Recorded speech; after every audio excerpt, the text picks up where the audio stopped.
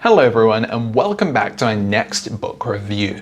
Now, this book I chose to read because this person is very controversial all over the news, the media, videos.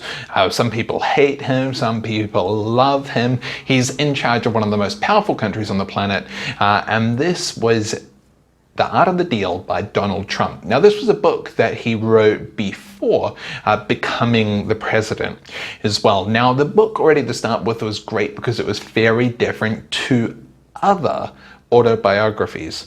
A lot of the time with an autobiography, it's written from the perspective of the person the book's been written about.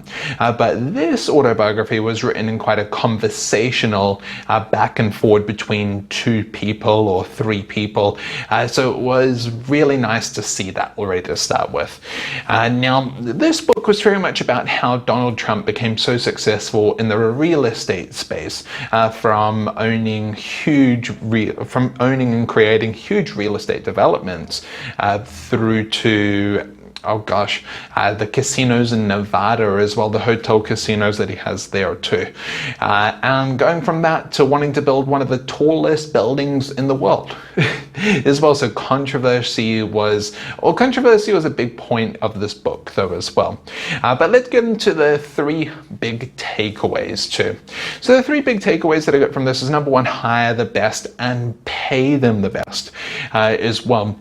Now, when Donald Trump went to open the different casino hotels that he had, he was not experienced in running a casino. So he got his license and such forth to be able to legally do that, of course, but he wasn't experienced in being able to run one.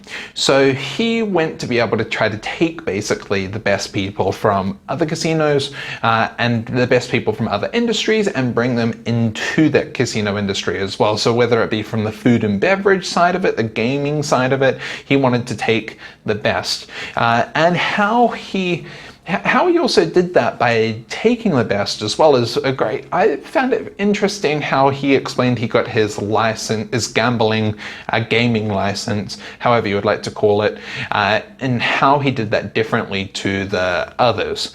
Now, from memory off the top of my head, it was Holiday Inn that at one point was building a huge casino facility, and they did not get the okay at that point to be able to have the gaming license in Nevada.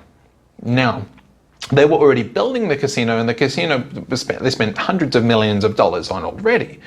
So they didn't have the ability to be able to keep running with that casino, especially without the gaming license.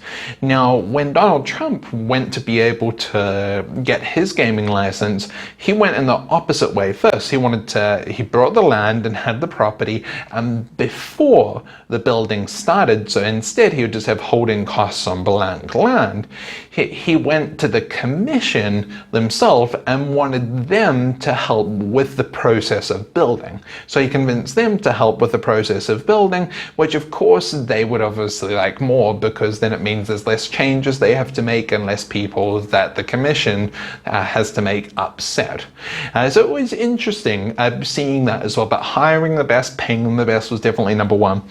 Push your people.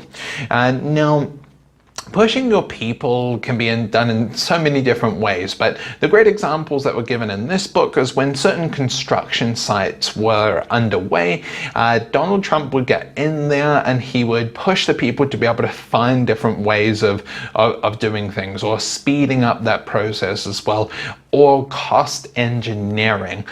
For example, one of the big casino hotels he mentions about the hinges on a door, for example. If the door is traditionally meant to have 4 hinges, but he can work out a way to only hang that door with 2 hinges, that's going to remove 2 more hinges from 5,000, 6,000, 10,000 doors. Who knows how many doors, right? So then that itself could end up saving them an extra $20,000, $30,000, $40,000. Who knows exactly how much the door hinge costs? But pushing the people to be able to find little things like that, to be able to spend less money on that process as well. And pushing the people too. For example, when he went to take over the building of a skating rink, and the skating rink from the New York government, they basically had failed at building this rink multiple times. And then it mentions in the book how then Donald Trump had came in and got the rink built in months, when it had taken the city years and it still wasn't done as well. So it was very much, again, pushing the people that you're working with though as well. And then 3, controversy, of course. When building Trump Tower in the atrium of this previously held area as well. Well, controversy, first of all, is about Trump Tower. I should state that first.